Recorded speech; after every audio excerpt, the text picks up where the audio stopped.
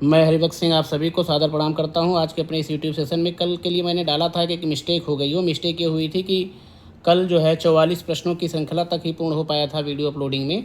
ये 45 से 50 प्रश्नों की श्रृंखला थी। 45 से 50 तक के प्रश्न रह गए थे वीडियो में। उसको मैं आपको तेज़ी से कराता हूँ। उसके बाद आज का वीडियो का जो मटेरियल है, जो कंटेंट है, उसको इसमें आगे जोड़ता हूँ मैं। तो राष्ट्रीय युवा दिवस किससे संबंधित है? स्वामी विवेकानंद। ये कल का आपका टॉपिक है। भारतीय संविधान में मूल अधिकार कितने हैं? 6 हैं। ये स्वामी विवेकानंद, आपने देखा इसको। डूरंड कप किससे संबंधित है? फुटबॉल से संबंधित है। भारत के वर्तमान शिक्षा मंत्री कौन है? श्री धर्मेंद्र प्रधान जी हैं।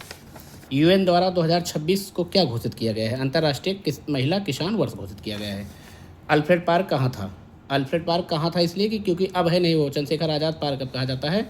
ये इलाहाबाद में था, चूँकि अब इलाहाबाद को प्रयागराज कहा जाता। तो ये कल का था।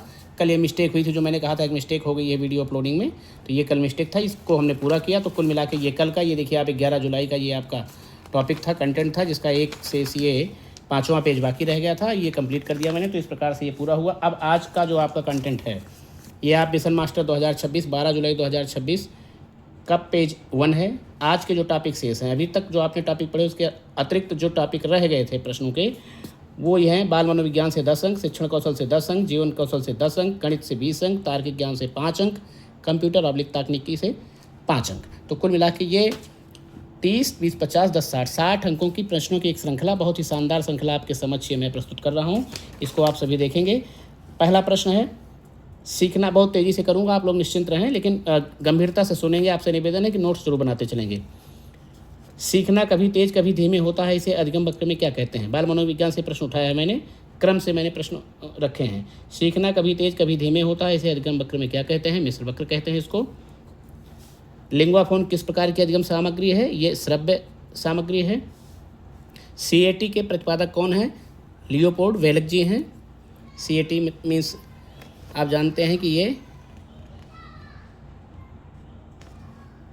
परीक्षण की विधि है। एनसीएफ 2005 प्रभावित किससे है? एनसीएफ 2005 सभ्यता और प्रगति निबंध से। ये निबंध जो है गुरुदेव रविन्द्रनाथ टैगोर जी का है। इनके इस निबंध से प्रभावित है एनसीएफ 2005 की व्यवस्था। एनसीएफ 2005 एक दस्तावेज है। इरोस, अगला प्रश्न, इरोस का क्या तात्पर्य है? इरोस का तात्पर्य है जन्म वृत्ति। थानाटोस होता है उसको कहते हैं मृत्यु वृत्ति। इरोस जन्म वृत्ति। व्यक्तित्व व्यक्ति के व्यवहार की समग्र विशेषता है।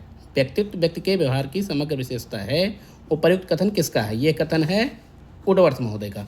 अगला प्रश्न है, ब्रेल लिपि का प्रयोग किसके लिए होता है? आप सभी जानते हैं ब्रेल लिपि लुई ब्रेल ने बनाई थी। लुई ब्रेल के द्वारा ब्रेल लिपि का प्रयोग किया जाता है ये पूर्ण दृष्टिबाधित हेतु। उसमें ऑप्शन हो सकता है आंशिक दृष्टिबाधित, और 2 ऑप्शन हो सकते हैं। उसमें एक ऑप्शन रहेगा पूर्ण दृष्टिबाधित। तो आपको ये पूर्ण ही लगाना है, जिसमें 6 बिंदु होते हैं, मोटे उभरे हुए बिंदु। उन्हीं को स्पर्श करके जो है दृष्टिबाधित लोग पढ़ते हैं। अगला प्रश्न है, व्यवहार का विज्ञान। व्यवहार का विज्ञान के प्रतिपादक कौन है? जेबी वाटसन है। सामाजिक अधिगम का सिद्धांत किसने दिया? अल्बर्ट बंडूरा ने दिया। और ये आपका अगला क्वेश्चन है, डिस्मोर्फिया। डिस्मोर्फिया में क्या होता है? भ्रम की स्थिति होती है। डिस्कैलकुलिया, डिस्ग्राफिया, डिस्मोर्फिया, बहुत सारे होते हैं। अधिगम अक्षमता आपको बाद में हम डिटेल में बताएंगे। तो ये 10 प्रश्न हुए। अब उसके बाद आपका ये 11वां प्रश्न आता है। 11वां प्रश्न, सूक्ष्म शिक्षण के अंतर्गत अवधि कितनी होती है? 36 मिनट होती है। भारतीय जो मानक रखा गया है प्रतिमान 36 मिनट। शिक्षा का अधिकार अधिनियम कब लागू हुआ? 1 अप्रैल 2010 को यह अधिनियम लागू हुआ। बहुत ही महत्वपूर्ण अधिनियम। पंचपदीय प्रणाली के प्रतिपादक कौन है? हर्बर्ट हैं इसके प्रतिपादक। मनोविज्ञान प्रयोगशाला उत्तर प्रदेश में कहाँ है? बहुत ही महत्वपूर्ण प्रश्न है ये, प्रयागराज में है। शैक्षिक लब्ध का सूत्र किसने दिया? सिरिल बर्ट ने दिया। शैक्षिक लब्ध है ये, ध्यान दीजिएगा। बुद्धि लब्ध और शैक्षिक लब्ध में अंतर होता है। बुद्धि लब्ध उसको जो है टर्मन ने, और शैक्षिक लब्ध सिरिल बर्ट ने। अगला प्रश्न है आपका, उच्च प्राथमिक विद्यालय में साप्ताहिक शिक्षण अवधि कितने घंटे की है? बहुत महत्वपूर्ण है, 45 घंटे की है। चाहे उच्च प्राथमिक हो चाहे प्राथमिक विद्यालय है, दोनों में साप्ताहिक शिक्षण अवधि 45 घंटे ही मानी गई है। रुचियों के कितने प्रकार होते हैं? रुचियों के 2 प्रकार होते हैं। शिक्षण द्विध्रुवीय प्रक्रिया है, किसने कहा है? बहुत महत्वपूर्ण है ये, एडम्स की परिभाषा है। एडम्स ने कहा है कि शिक्षण द्विध्रुवीय प्रक्रिया है। संप्रेषण के कितने घटक होते हैं? संप्रेषण के घटक होते हैं 4। CWSN का संबंध है विशिष्ट आवश्यकता वाले बच्चे। CWSN का मतलब है विशिष्ट आवश्यकता वाले बच्चे। अभिप्रेरणा का दोहरा सिद्धांत, अभिप्रेरणा का दोहरा सिद्धांत किसने दिया? हर्ज़बर्ग ने दिया। तो इस प्रकार से दूसरा पेज आपका संपन्न होता है। और अब आते हैं हम तीसरे पेज की तरफ। तो तीसरा पेज आपका है भूख, प्यास, नींद किस प्रकार का अभिप्रेरक है? ये आपका जन्मजात अभिप्रेरक है। जन्मजात और अर्जित अप्रेरक होते हैं। दंड से बचने के लिए बच्चा कार्य करता है, किसने समझाया इसको? ये कोहलबर्ग ने बताया है नैतिक विकास के सिद्धांत के अंतर्गत। मूल प्रवृत्तियों की संख्या कितनी है? बहुत महत्वपूर्ण है, 14 मैकडूगल के अनुसार। डायट स्थापना का सुझाव किसने दिया? यानी कि ये 1986 की जो अपनी राष्ट्रीय शिक्षा नीति थी, इसमें जो है डायट स्थापना का सुझाव आया और उसके अंतर्गत स्थापना हुई। WHO ने कितने प्रमुख जीवन कौशल बताए हैं? बहुत ही महत्वपूर्ण प्रश्न है ये, जीवन कौशल का प्रश्न है ये। 10 जीवन कौशल बताए हैं। जीवन कौशल को मुख्यतः कितनी श्रेणियों में बांटा गया है? जीवन कौशल को मुख्यतः 3 श्रेणियों में बांटा गया है। बालक की प्रथम पाठशाला किसे कहते हैं? क्या है? परिवार है। शिक्षक शिक्षार्थी हेतु क्या है? सुविधादाता है।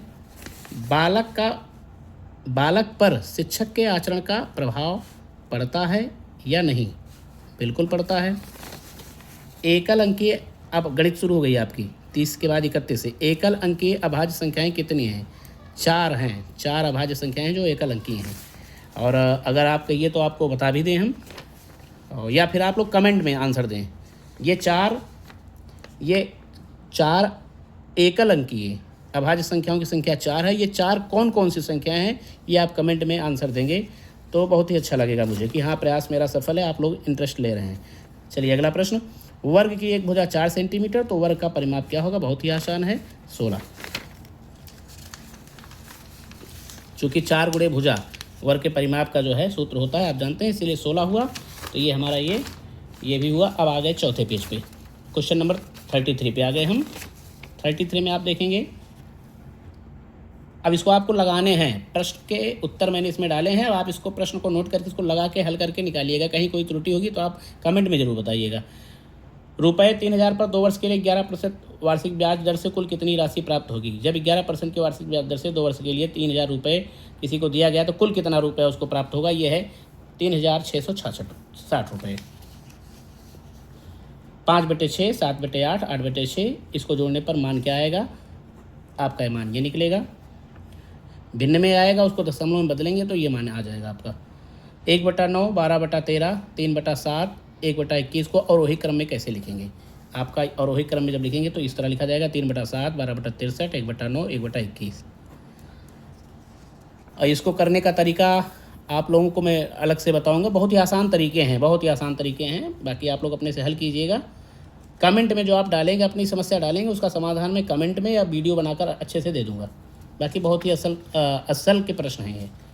सबसे छोटी भाज्य संख्या 4, 14/33, 42/55, 21/22 का महत्तम समापवर्तक क्या है? ये देखिए 7/330। बहुत आसान होता है। जब महत्तम पूछे भिन्न का तो ऊपर का महत्तम नीचे का लघुत्तम निकाल लीजिए, और जब लघुत्तम पीछे तो ऊपर का लघुत्तम और नीचे का महत्तम निकाल लीजिए। बहुत आसान होता है ये प्रश्न भिन्न वाला। 3 संख्याओं का औसत 40 है, यदि इनमें से 2 संख्याओं का औसत 38 है, तब तीसरी संख्या क्या है? बहुत ही अच्छा प्रश्न है, इसका उत्तर है 44। घन का पृष्ठीय क्षेत्रफल 1014 वर्ग सेंटीमीटर हो तो इसका आयतन क्या होगा? बहुत ही आसान, 2197 घन सेंटीमीटर। बहुत ही सरल सूत्रों के प्रश्न मैंने आपको दिए हैं। और मैं आपको बता दूं, बहुत कठिन प्रश्न 2 ही 4 आएंगे, बाकी सामान्य औसत स्तर के प्रश्न आएंगे। कोई संख्या अपने 20% से 60 अधिक है, वह संख्या क्या है? वह संख्या है 75। एक सदैव समबाहुभुज होता है। कौन सा समबाहुभुज होता है? वर्ग। क्या होता है? वर्ग। यहाँ वर्ग आ जाएगा खाली स्थान पे। वर्ग जो है सदैव समबाहुभुज होता है, चूँकि चारों भुजाएं उसकी समान होती हैं वर्ग की। 12 दर्जन पेन का मूल्य 720 रुपये है, तो 25 पेन का क्या मूल्य होगा? 125 रुपये। बहुत ही आसान प्रश्न है। प्रथम 15 पूर्ण संख्याओं का औसत क्या है? प्रथम 15 पूर्ण संख्याओं का औसत है 7। उसके बाद घनत्व गुणे आयतन। घनत्व गुणे आयतन बराबर क्या होगा? द्रव्यमान होगा। 78,759 एवं 67,522 में किस संख्या के अंतर्गत के 5 का स्थानीय मान अन्य से अधिक है, यानी दूसरी से अधिक है? तो इसमें आपको किस संख्या का, इस संख्या का स्थानीय मान जो 5 का होगा वो अधिक होगा दूसरी संख्या से। ये संख्या जो है, कौन सी संख्या? ये वाली संख्या। इसका जो स्थानीय मान है, ये 5 का स्थानीय मान इसके 5 के स्थानीय मान से अधिक है, चूँकि ये सैकड़े पर है और ये दहाई पर है, तो ये अधिक हुआ। राम 9.5 रुपये के केले 10 रुपये 75 पैसे के आम बेचकर कुल 6 रुपये लाभ प्राप्त किया तो क्रय मूल्य कितना हुआ? 14 रुपये 25 पैसे। बहुत आसान प्रश्न है। पाई क्या है? पाई परमेय संख्या है या नहीं? बिल्कुल नहीं, पाई परमेय संख्या नहीं है। शोहन ने कक्षा 8 में 65.5% अंक प्राप्त किया। 600 अंक में कुल कितने अंक उसने प्राप्त किए? 600 अंकों में 65.5% निकाल लेना है आपको बस। बहुत आसान प्रश्न है, परसेंटेज का है। सबसे छोटी प्राकृतिक संख्या कौन सी है? बहुत आसान, सबसे छोटी प्राकृतिक संख्या 1 है। शून्य कदाप नहीं लगाएंगे, शून्य पूर्ण संख्या है सबसे छोटी। उसके बाद अगला है 2/3 गुणे 3 से 1/3 का मान क्या होगा? इसको आप निकालेंगे तो बहुत आराम से 20/9 आ जाएगा। अब आ गया आपका तर्क शक्ति का प्रश्न। तर्क शक्ति के प्रश्न आपके जो हैं वो आपके इस तरह हैं। रिंग को 5 6 7 8 लिखा जाता है तो GINR को क्या लिखेंगे? 7 5 6 8। बहुत ही इंपॉर्टेंट, बहुत ही आसान। एक बच्चे ने वृद्ध से पूछा कि आप किसकी माँ के बाप के बेटे हो? तो वृद्ध ने बताया कि किसकी? भांजे की माँ के बाप के बेटे हैं।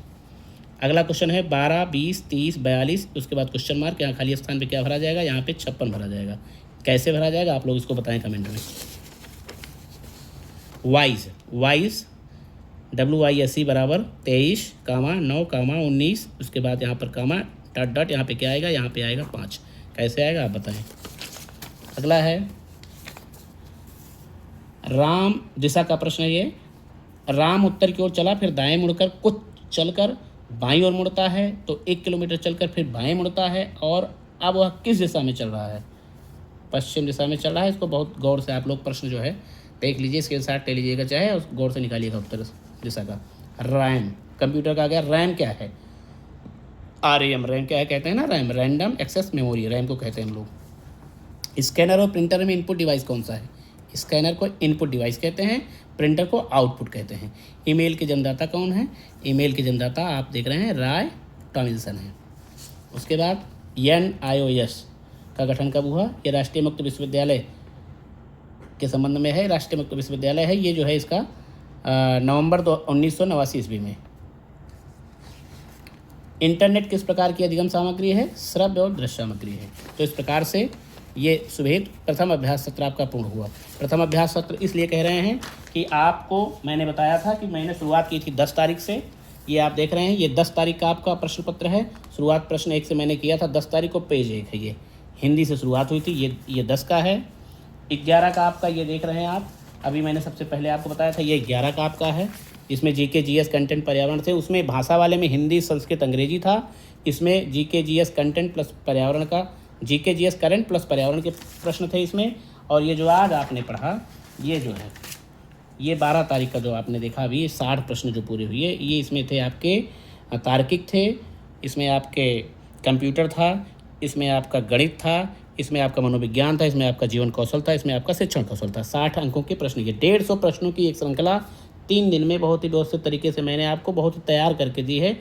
बहुत ध्यान से आप देखें, पढ़ें, समझें और निश्चित रूप से इसका लाभ मिलेगा, 100% मिलेगा। आप विश्वास कीजिए।